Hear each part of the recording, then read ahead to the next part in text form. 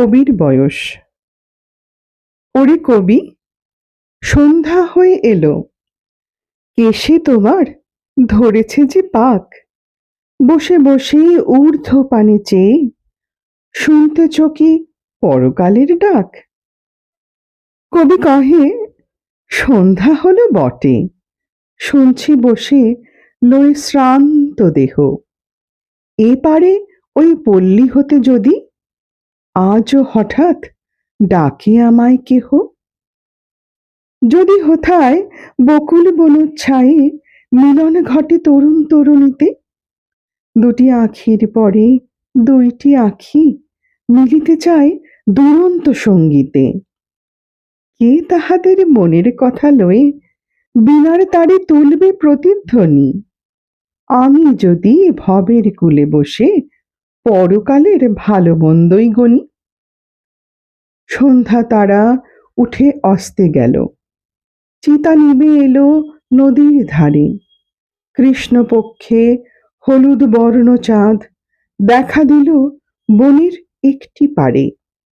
শৃগাল সভা ডাকে ঊর্ধ্ব রবে পোড়ো বাড়ির শূন্য আঙিনাতে।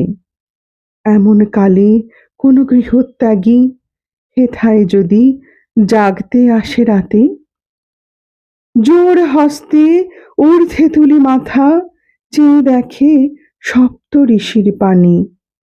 প্রাণের কূলে আঘাত করে ধীরে শক্তি সাগর শব্দবিহীন গানে।